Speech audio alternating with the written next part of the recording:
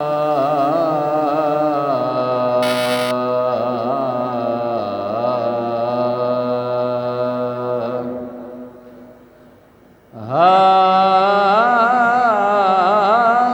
ویلے میرا دل احد ہے، میرے ہاتھ وچ قلم دوات ہووے، لکھاں صفتاں پاک رسول دیاں، بھاویں دن ہووے بھاویں رات ہووے۔ جدوں لکھاں میں نعت سونے عربی دی، اتوں نمی نمی برسات ہووے، دل شاد درو پرواز کرے، منہ پڑھدا درود و صلات ہووے۔ میرا محبوب چہرے تو پردہ ہٹا، تیرے دیدار دا مینوں بہوں شوق ہے، ایک واری تاں میرا سائیں کھلتے الا، تیرے مسکار دا مینوں بہوں شوق ہے۔ جدوں حجرے تو مسجدی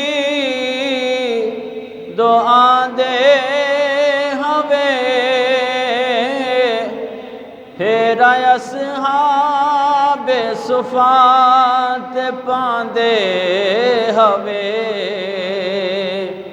پھر اصحاب صفات پاندے ہوے، تھی و قربان ایک واری ٹرتاں دکھا، تیری رفتار دا مینوں بہوں شوق ہے۔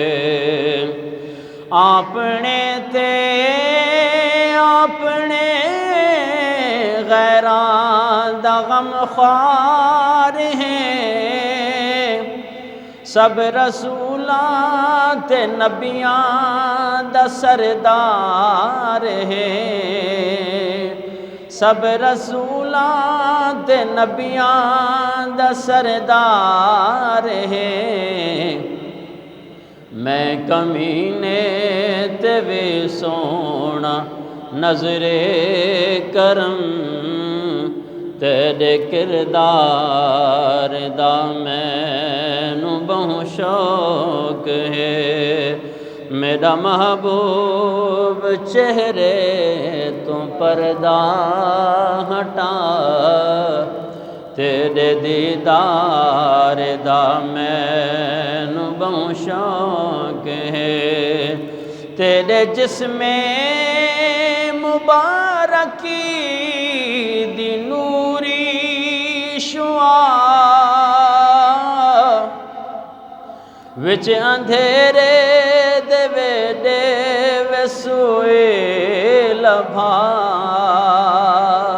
وچ اندھیرے دے ویڈے وسوئے لبھا، میرے دل نوں منوّر چکر سونیاں، تیرے انوار دا مینوں بہوں شوق ہے۔ بھاویں اصلوں نکما تے بدکار ہاں، رب گواہ دلوں تیرا حبدار ہاں، رب گواہ دلوں تیرا حبدار ہاں، نور سلطان دی چا شفاعت کری شاہ ابرار دا مینو بہت شوق ہے، میرا محبوب چہرے تو پردہ ہٹا، تیرے دیدار دا مینو بہت شوق ہے۔ حمد و صلوات کے بعد انتہائی واجب الاحترام بزرگوں، دوستوں اور بھائیوں، بندہ ناچیز نے قرآن مجید فرقان حمید کے 16واں پارہ سورہ طٰہٰ آیت نمبر 14 آپ احباب کے سامنے تلاوت کرنے کا شرف حاصل کیا۔ آج انشاءاللہ اس مختصر سے ٹائم میں آپ احباب کے سامنے نماز کی فضیلت کے متعلق اپنے عنوان پہ چند گزارشات کروں گا۔ دعا ہے کہ خالق کائنات مجھ گناہ گار و سیاکار کو اور آپ کو حق باتوں پر عمل کرنے اور ان کو سننے کی توفیق عطا فرمائے۔ خالق کائنات نے نماز کی اہمیت کو، فضیلت کو بیان کرتے ہوئے ارشاد فرمایا وَأَقِمِ الصَّلَاةَ لِذِكْرِي، نماز قائم کر میری یاد کے لیے۔ اور قرآن مجید فرقان حمید کے دوسرا مقام 5واں پارہ سورۃ النساء آیت نمبر 103 میں خالق کائنات نے ارشاد فرمایا ان الصلاۃ کانت علی المؤمنین کتابا موقوتا، بے شک نماز وقت مقررہ پر مومنوں کے اوپر فرض کی گئی ہے۔ نماز کے اوقات ہوتے ہیں، کن کن اوقات میں ہمیں نماز پڑھنی چاہیے۔ اسی طرح جو نمازی ہیں، جو متقی اور پرہیزگار ہیں، ان کی وصف کو بیان کرتے ہوئے خالق کائنات نے پہلے پارے میں ارشاد فرمایا ھدی للمتقین، متقین پرہیزگاروں کے لیے ہدایت ہے۔ کون ہے متقین؟ کون ہے پرہیزگار؟ خالق کائنات نے ارشاد فرمایا الذین یؤمنون بالغیب، جو غیب پہ ایمان رکھتے ہیں وہ پرہیزگار اور متقی ہیں، وہ مومن ہے۔ وَيُقِيمُونَ الصَّلَاةَ، اور جو نماز قائم کرتے ہیں وہی پرہیزگار ہیں، وہی متقی ہیں۔ وَمِمَّا رَزَقْنَاهُمْ يُنْفِقُونَ، اور ہمارے دیے ہوئے میں سے خالق کائنات نے ارشاد فرمایا وہ خرچ کرتے ہیں۔ ہم نے جو مومن کی پہچان، پرہیزگار کی پہچان یہ ہے کہ اللہ تعالیٰ نے فرمایا ہم نے جو اسے رزق دیا ہے اس رزق کو ہماری راہ میں خرچ کرتا ہے، نیک رستوں پہ خرچ کرتا ہے۔ نماز کی اہمیت اور مومن کی اہمیت کو بیان کرتے ہوئے خالق کائنات نے پہلے پارے میں بھی ارشاد فرمایا۔ باقی رہا یہ کہ نماز فرض ہے، اس کے بارے میں جاں بجا خالق کائنات نے قرآن مجید میں حکم ارشاد فرمایا ہے۔ آئیے ان میں سے پہلا پارہ سورہ بقرہ آیت نمبر 43 میں خالق کائنات نے ارشاد فرمایا وَأَقِيمُوا الصَّلَاةَ وَآتُوا الزَّكَاةَ وَارْكَعُوا مَعَ الرَّاكِعِينَ۔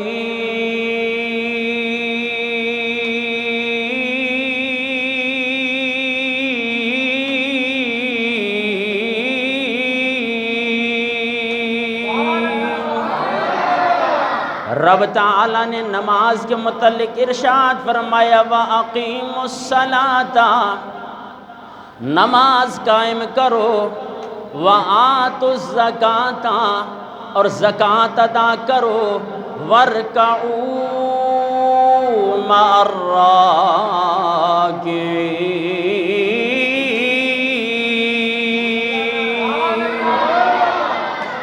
رکوع کرنے والوں کے ساتھ رکوع کرو۔ عزیزان محترم، اس جملے میں خالق کائنات نے باجماعت نماز کے متعلق مومنوں مسلمانوں کو حکم دیا۔ اگر کوئی مسلمان یہ بات سمجھتا ہے کہ خالق کائنات نے ہمیں تو صرف نماز کا حکم دیا ہے، ہم اپنے گھر میں پڑھ لیں، ہماری بھی مصروفیات ہیں، دین کے معاملات اپنی جگہ پہ، دنیا کے بھی معاملات اللہ تبارک و تعالی نے ہمارے زمرے میں رکھے، ہم اپنی اولاد کی بھی فکر کریں، ہم اپنے اموال کی بھی فکر کریں، ہم اپنے گھر کا بھی خیال کریں، بچوں کے لیے روزی بھی کمائیں۔ عزیزان محترم، اگر انسان کی سوچ میں یہ بات آتی ہے، خالق کائنات نے ارشاد فرمایا ہم نے تو انسان اور جنوں کو اپنی عبادت کے لیے پیدا فرمایا ہے، یہاں جو انسان نے آ کے جناب والا ڈیرے ڈال کے یہ کہتا ہے کہ جناب مجھے تو دنیا کے اندر اپنے بچوں کی دیکھ بھال کرنی ہے، دنیا میں جناب والا اور بھی معاملات ہیں، باقی رہا وہ رب جو تمہیں روزانہ رزق دے رہا ہے، ہر بات پہ رزق دے رہا ہے، اس کے ہر نافرمانی کرنے کے باوجود بھی خالق کائنات کسی بھی انسان کو، کسی بھی مسلمان کو عزیزان محترم وہ بھوکا نہیں مارتا، کیونکہ خالق کائنات نے ارشاد فرمایا زمین پہ ہر چلنے والی چیز کے رزق کا ذمہ خالق کائنات نے خود اپنے ذمے میں اٹھا لیا ہے۔ عزیزان محترم، کافروں کے پاس بھی تو بہت بڑی دولت ہے، ان کے پاس بھی بہت بڑا مال ہے، وہ اللہ کے نافرمان، اللہ کے رسول کے نافرمان، رب انہیں بھی رزق دے رہا ہے۔ اگر مسلمان یہ کہے کہ جناب والا رزق تو اللہ دے رہا ہے، لیکن عزیزان محترم خالق کائنات نے انسان کو اس لیے پیدا فرمایا ہے کہ وہ ہمیشہ اللہ تبارک و تعالی کی عبادت میں مشغول رہے۔ اب اگر صرف جناب والا گھروں کے اندر نماز پڑھی جاتی، خالق کائنات ارشاد فرما دیتا وَأَقِيمُوا الصَّلَاةَ، نماز قائم کرو، گھروں میں پڑھو، جناب والا نہیں۔ عزیزان محترم، خالق کائنات نے ارشاد فرمایا وَارْكَعُوا مَعَ الرَّاكِعِينَ،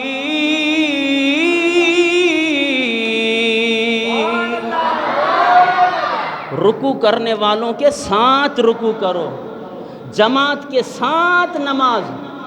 اب ان مسائل کی طرف بھی آتا ہوں۔ ویسے نماز فرض ہے اور با جماعت نماز پڑھنا یہ واجب ہے، اس کو اتنا معمولی نہ سمجھا جائے کہ جناب بس کو نماز جو ٹیم جو نہ ملے اسے ماں گھر میں پڑھے۔ کیسے ٹیم نہیں ملا ہے؟ کون سی ایسی مصیبت آ پڑی تھی؟ سر میں درد ہو رہا ہے، دودھ بچوں نے بولا کہ جی دودھ لے کر آنا ہے، جی بچوں کا پیٹ جو پالنا تھا، اس لیے نماز میں نہیں پہنچ سکا۔ جماعت خدا را جماعت کے اندر شامل ہونا یہ واجب ہے، واجب کو آپ جان بوجھ کر نہیں چھوڑ سکتے۔ اور خالق کائنات نے اس کے علاوہ ویسے تو ساری نمازیں فرض ہیں، اور پھر درمیانی نماز کے بارے میں خالق کائنات نے ارشاد فرمایا، سب سے پہلے تو فرمایا حافظوا علی الصلوات، نمازوں کی حفاظت کرو۔ یہ مسلمان حفاظت کر رہے ہیں، قرآن کہہ رہا ہے کہ حافظوا علی الصلوات، نمازوں کی حفاظت کرو۔ مولا کر رہے ہیں نا، بچوں کا پیٹ جو پالنا ہے، دیگر معاملات بھی ہیں، ضروریات زندگی بھی ہے، پروردگار خالق کائنات میں فرمایا حافظوا علی الصلوات والصلاۃ الوسطیٰ، درمیانی نماز کا تو خوب خیال رکھنا ہے۔ یہ درمیانی نماز کون سی ہے؟ جس میں مسلمان کاروبار میں لگ جاتے ہیں۔ ہاں تھدو موسم تھو ونی کرے سے دکان کھولی تھا، چھا کرا سے ڈی جو تو گھر بھی ہوں دیا، بچڑین جو پیٹ بھی پالا نا، اور رب کیا کہتا ہے؟ حافظوا علی الصلوات، نماز ساری کی ساری ان کی حفاظت کرنی ہے، اور درمیانی نماز کی خوب حفاظت کرنی ہے۔ اور پھر خالق کائنات نے ارشاد فرمایا وقوموا للہ قانتین، اللہ کے حضور ادب سے کھڑے رہو۔ رب کی بارگاہ میں آئے ہو، ادب کے ساتھ کھڑا ہونا ہے۔ اللہ کے گھر میں آئے ہو، ادب کے ساتھ کھڑا ہونا ہے۔ عزیزان محترم، رب یہ حکم دے رہا ہے، اور ہمارے مسلمانوں کے اعمال دیکھیں۔ آج ایک مثال دے کے آگے میں انشاءاللہ آپ کو احادیث اور قرآن سناؤں۔ ہمارے لوگ سمجھتے ہیں کہ جناب ہم نے آ کے مسجد کی ٹوپی پہن لی، اس میں کیا حرج ہے؟ ایک میں فقہی مسئلہ بتا کے پھر آپ کو بتاتا ہوں کہ اس میں حرج کیا ہے۔ ایک فقہی مسئلہ یہ ہے کہ گندے میلے کچیلوں کپڑوں کے اندر نماز پڑھنا درست نہیں ہے، جائز نہیں ہے۔ یہ ایک شرعی مسئلہ ہے۔ پھٹے پرانے بدبودار کپڑوں میں نماز پڑھ سکتے ہیں؟ جب شرعی مسئلہ یہ ہے کہ آپ بالکل صاف ستھرے کپڑوں میں نماز پڑھیں، گندے میلے کچیلے کپڑوں میں نماز پڑھنے کی اجازت نہیں ہے، تو جناب کیوں؟ اس کی وجہ کیا ہے؟ کیونکہ اللہ کی بارگاہ میں ادب کے ساتھ حاضر ہونا ہے۔ یہ بندے کی معراج ہے۔ ہم نے رب کو نہیں دیکھا، اللہ تبارک و تعالیٰ نے حضور نبی کریم صلی اللہ تعالیٰ علیہ وسلم کو معراج لامکان پہ بلا کے کرائی، اپنا دیدار کرایا، اور پھر وہیں پہ جو تحفہ ملا اللہ تبارک و تعالیٰ کی طرف سے مومنوں کے لیے، حضور کی اس امت کے لیے، وہ نماز کا تحفہ تھا۔ اے محبوب، ہم نے تجھے بلا کے لامکان پہ اپنا دیدار کرایا، تیرا امتی اگر اس زمین کی دھرتی پہ رہ کر میری عبادت کرے گا، گویا کہ اس نے میرا دیدار کیا ہے اور مجھ سے بات کی۔ بندے کے دل میں خواہش جو نہیں ہے رب کے دیدار کی، رب کے معراج کی، بندے کی معراج یہ ہے، مصطفیٰ کی معراج یہ ہے کہ آمنے سامنے بیٹھ کے اپنے رب کا دیدار کرے۔ تو جب میلے کچیلے کپڑوں میں نماز جائز نہیں ہے، تو پھر مسجد کی ٹوپی آ کے پہن کر پھر اس طرح کس طرح ایک مسئلہ، یہی ٹوپی آپ عزیزان محترم، اس کی وجہ میں نے بتائی کہ آپ میلے کچیلے کپڑے معاشرے کے اندر آپ کو اگر کہیں پہ شادی میں جانا ہو، ولیمے میں پہن کر جائیں گے؟ بتائیے، ولیمے میں پہن کر جائیں گے؟ وہاں پہ تو کاٹن ہو، استری جناب لگے ہوئے ہوں، بغیر استری کے جناب والا دھلے ہوئے صاف کپڑے ہم پہن کر شادیوں میں نہیں جاتے۔ رب کی بارگاہ میں آؤ، جیسے آنا ہے بس جانا ہے، بس ٹھونگے مار کے نماز پڑھنی ہے۔ رب کی بارگاہ میں آ رہے ہیں، اور یہی ٹوپی جو مساجد میں رکھی ہوئی ہوتی ہیں، ان ٹوپیوں کو پہن کر آپ کسی ولیمے میں جائیں گے؟ آپ معیوب سمجھیں گے۔ اور بھائی وہیں سے ہی آپ جب اللہ کے گھر میں آ رہے ہیں تو اس کا اہتمام کر کے تشریف لائیں۔ جو چیز دنیا دار کے لیے معیوب ہے، عیب دار ہے، وہ رب کی بارگاہ میں کیسے تم پہن کر آ رہے ہیں؟ عزیزان محترم، آئیے احادیث مبارکہ کی طرف بڑھتے ہیں۔ اسلام کی بنیاد 5 چیزوں پر ہے۔ اسلام کی بنیاد 5 چیزوں پر ہے۔ بخاری شریف اور مسلم شریف کی حدیث مبارکہ ہے، حضور نبی کریم صلی اللہ تعالیٰ علیہ وسلم نے ارشاد فرمایا بنی الاسلام علی 5، اسلام کی بنیاد 5 چیزوں پر ہے۔ کلمہ، نماز، روزہ، زکوٰۃ، حج، یہ 5 چیز، اس پر اسلام قائم ہے، مومن کا دین قائم ہے۔ جس بھی ان 5 ستونوں میں سے کسی بھی شخص نے، کسی بھی مسلمان نے ایک ستون کو چھوڑ دیا تو اس کا مطلب یہ ہے کہ اس کی عمارت کمزور ہے۔ جو عمارت 5 ستونوں پر قائم ہو، اس 5 ستونوں میں سے ایک ستون نکال دیں تو عزیزان محترم بنیاد کمزور ہو جاتی ہے، عمارت کمزور ہو جاتی ہے۔ اب جناب ہم اپنا محاسبہ کریں، ہم نے کتنے ستون گرائے ہوئے ہیں اسلام کے. ہم جو نامینیٹ اپنے آپ کو کرتے ہیں کہ ہم مسلمان ہیں, ہم کلمہ گو ہیں. اسلام تو 5 بنیادوں پر قائم ہے. اس کے لیے تو جناب مولا 5 ستون ہیں. نماز ہے, مسلمان وہ بھی نہ پڑھے. روزہ ہے, مسلمان وہ بھی نہ رکھے. زکوٰۃ ہے, مسلمان وہ بھی نہ دے. حج ہے, مسلمان وہ بھی نہ کرے. 4 ستون تو غائب ہیں. صرف کلمہ پڑھنے سے مسلمان ہو گیا. عمارت رہے گی ایک ستون پہ. اس لیے میرے آقا نے ایسی مثال قائم کر دی ہے. شاید کوئی جناب والا دماغی توازن رکھنے والا کہے کہ جناب آج سائنس کا دور ہے, ہم بڑی ترقی کر رہے ہیں. مسلمان تب ترقی کر سکتا ہے جب وہ رسول اللہ صلی اللہ علیہ وسلم کی حدیث پر عمل کرے گا.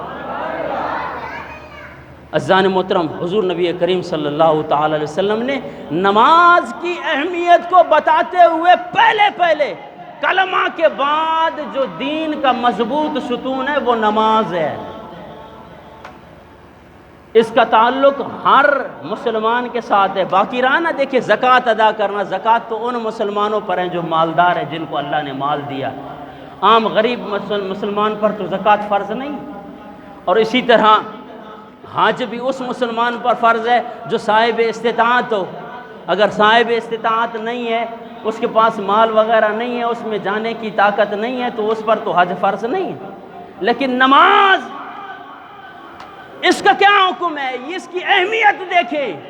صحابہ کرام کے زمانے میں جو صرف جماعت میں نماز نہیں پڑھتا تھا اسے تو مسلمان نہیں سمجھا جاتا تھا.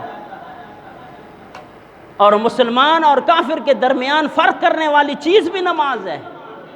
حدیث پاک ہے, من ترک الصلاۃ متعمدا فقد کفر. میرے آقا نے ارشاد فرمایا, جس نے جان بوجھ کر ایک نماز قضا کی اس نے کفر جتنا بڑا گناہ کر دیا. اب اندازہ لگائیں حضور کا یہ فرمان کہ جو جان بوجھ کر ایک نماز قضا کر دے, ایک نماز چھوڑ دے, من ترک الصلاۃ متعمدا فقد کفر, اس نے کفر کیا ہے. ادھر تو سرے سے ہی 5 نمازیں غائب ہیں. دفتر کی مصروفیات کے ساتھ, گھر کے معاملات کے ساتھ, جناب کاروبار کے حوالے سے, بچوں کی پرورش کے حوالے سے 5 نمازوں سے غفلت ہے. یہ بہانے نہیں ہوں گے اللہ کی بارگاہ میں. اور پھر جناب ہر ایک چیز کے اپنے اپنے درجے ہیں.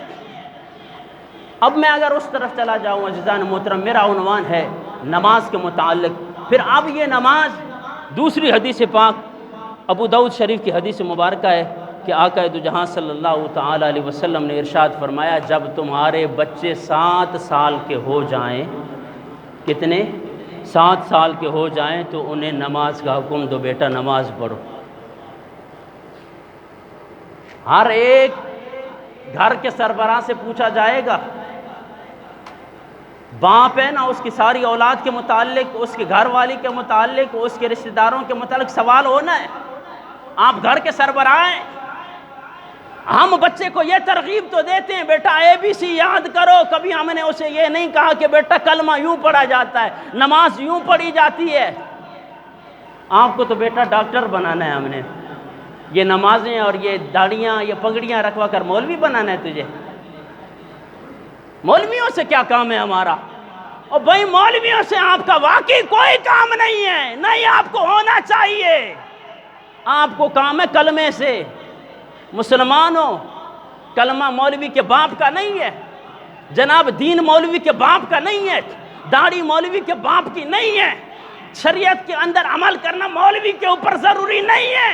ہر کلمہ گو پر لازمی ہے کہ وہ اپنے بچوں کی تربیت دین اسلام کے راستے پہ کرے.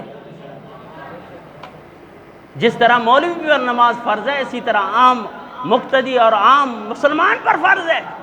جس طرح اگر مولوی کے گھرانے میں بچوں پر نماز ضروری ہے, اسی طرح عام مسلمان کے گھروں میں بھی بچوں پر نماز ضروری ہے. لیکن ہماری سوچ ہے, ہم نے تو اپنے بچوں کو جناب والا ڈاکٹر بنانا ہے, انجینئر بنانا ہے, ہم نے بڑے آگے جو ہے نا وہ معاملات سنبھالنے. یہ تو دین کا کام مولویوں کا ہے. میرے آقا کی حدیث پاک ہے, بچہ 7 سال کا ہو جائے اسے پیار سے حکم دو, نماز کی ترغیب دلاؤ. جب 10 سال کا ہو جائے میرے آقا نے ارشاد فرمایا اسے مار کے بھی اس سے نماز پڑھاؤ. اب مارنے والا تو کنسپٹ ختم ہو گیا. اس کی تو ہم بات بھی نہیں کر سکتے۔ بہرحال مارنے سے مراد یہ نہیں ہے کہ آپ اٹھا کر جو ہے نا اس کے اوپر بندوق چلا دیں یا اوپر ڈنڈے ایسے برسائیں۔ مارنے سے متعلق یہ ہے کہ آپ ناراضگی کا اظہار تو کریں، آپ کے اندر بھی وہ ایمانی غیرت موجود ہو۔ بچہ جناب والا دنیاوی معاملات میں گیمز کھیل رہا ہے، جناب والا موبائل پہ لگا ہوا ہے، اس میں آپ بھی خوش ہیں، بچہ بھی خوش ہے، آپ کا دل نہیں دکھتا ہے؟ لاکھوں روپے والا، ہزاروں روپے والا موبائل اس کے ہاتھ میں تھما دیتے ہیں، آپ کا دل نہیں دکھتا؟ دل یہ دکھے گا کہ جاؤ نماز کے لیے اور وہ رستے میں جائے گا، مت کوئی ایکسیڈنٹ تھی پوے بال ہے جو۔ اس وقت آپ کو یہ توجہ نہیں ہوتی جناب جب ہمارے بچے کے ہاتھ میں ہزاروں روپے والا موبائل ہے، اس کی زندگی تباہ کر رہا ہوں میں۔ نہیں، وہ تو دنیا کے معاملات ہیں۔ میرے آقا نے ارشاد فرمایا بچہ 10 سال کا ہو جائے اس سے ناراضگی کا اظہار کرو، بسترے الگ کر دو، اس کے کھانا بند کر دوں گا تجھے۔ اب جناب والا مساجد میں قرآن کا یہ عالم ہے، علماء بیٹھ کے مفت جو قرآن کی تعلیم دے رہے ہیں۔ اصل میں وجہ جو ہماری سمجھ میں آتی ہے، ہم نے دینی تعلیم کو مفت رکھا ہوا ہے، اس لیے لوگوں کی اس کی طرف توجہ نہیں ہے۔ سالوں سے آپ کے ہاں اس جامعہ کے اندر، اس مسجد کے اندر مدرسہ کھلا ہوا ہے حفاظ کرام کے لیے، حافظ ماموں صاحب فیس نہیں لیتے، اس لیے ہمارے پاس جناب والا یہاں پہ تعداد نہیں ہے۔ کیوں؟ قرآن کی تعلیم فی سبیل اللہ دے رہے ہیں، ہم قرآن پڑھا رہے ہیں، فی سبیل اللہ دے رہے ہیں۔ انگلش میڈیم اسکولوں کے اندر ہزاروں روپے تک جناب والا وہ فیسیں ادا کر رہے ہو، اپنا جناب والا وقت نکال رہے ہو، وہاں پہ ماں بھی خوار ہے، باپ بھی خوار ہے، اور جناب والا پیسہ لگ رہا ہے، فیسیں دے رہے ہیں، بچے کو پڑھانا ہے۔ باقی دینی تعلیم کے لیے آپ اس کو مسجد میں نہ خود بھیجتے ہیں، اگر بچہ بھی اتفاق سے آج آپ نے پوچھنا بھی نہیں ہے۔ یہاں ہمارے ہاں بچے 10 دن نہ آئے، باپ نے ماں نے پوچھنا بھی نہیں ہے کہ قرآن پڑھنے گیا ہے کہ نہیں گیا ہے۔ اور اسکول کے لیے ماں اگر 6 بجے اٹھ کر ناشتہ نہ بنائے تو جناب وہاں 1 دن کی غیر حاضری پر جب جرمانہ لگے گا، باپ کے جیب پر زور آئے گا، معاملات تو گڑبڑ ہو جائیں گے، پیسہ لگے گا۔ عزیزان محترم، خدا را جو اللہ نے حکم دیا ہے، یہ رزق آپ کو، خدا کی قسم، یہ چونٹیوں کو رزق کون دے رہا ہے؟ یہ کون سا کاروبار کرتی ہے؟ کیڑے مکوڑے کون سا کاروبار کرتے ہیں کہ جو زندہ زمین پر چل رہے ہیں؟ رب نے رزق کا ذمہ اٹھایا ہوا ہے۔ رب کی نافرمانی کرو گے، اس کے راستے سے ہٹ جاؤ گے، خدا کی قسم اس دنیا میں بھی برباد ہو جاؤ گے، آخرت میں بھی برباد ہو جاؤ گے۔ نہ ادھر کچھ مل سکے گا اور نہ آخرت میں کچھ پلے پڑے گا۔ خالق کائنات نے ارشاد فرمایا وَأَقِمِ الصَّلَاةَ لِذِكْرِي، میری یاد کو تازہ کرنے کے لیے نماز قائم کرو۔ رب کو یاد کرنا ہے تو نماز پڑھو۔ اور پھر حدیث پاک ہے جُعِلَتْ قُرَّةُ عَيْنِي فِي الصَّلَاةِ، میرے آقا نے ارشاد فرمایا نماز میرے آنکھوں کی ٹھنڈک ہے۔ بآواز بلند کہیے سبحان اللہ۔ ارے جو اپنے نبی سے پیار کرتا ہے نا، اسے ضروری لازمی ہے کہ وہ 5 وقت کی نماز پڑھے، کیونکہ جو نماز پڑھے گا اس سے آقا خوش ہوں گے، آقا کی آنکھیں ٹھنڈی ہوں گی۔ کون سا ایسا بدبخت امتی ہے جو کہے کہ ہم اپنے نبی کی آنکھوں کو تکلیف دینا چاہتے ہیں؟ لیکن عزیزان محترم، یہ غفلتیں، یہ پریشانیاں ہمیں کہاں چھوڑیں کہ ہم نمازوں کے لیے جائیں؟ سونا ہمارے لیے ضروری، کاروبار ہمارے لیے ضروری، ہر چیز ہمارے لیے ضروری ہے، نماز کی فکر نہیں ہے۔ نماز کی فکر تب ہوگی جب آپ کو پتہ ہو کہ جناب یہ نماز کتنی اہم ہے۔ میرے آقا نے فرمایا نماز میرے آنکھوں کی ٹھنڈک ہے، اور میرے آقا نے ارشاد فرمایا الصلاۃ معراج المؤمنین، نماز مومنوں کی معراج ہے۔ جو یہ چاہتا ہے کہ میں رب کا دیدار کروں، رب سے کلام کروں، تو خالق کائنات، اگر اس سے کلام کرنے کی اس کو خواہش ہے خالق کائنات سے، تو وہ رب کی بارگاہ میں آ کے نماز ادا کرے۔ عزیزان محترم، موضوع بڑا طویل ہے، اللہ تبارک و تعالی عمل کی توفیق عطا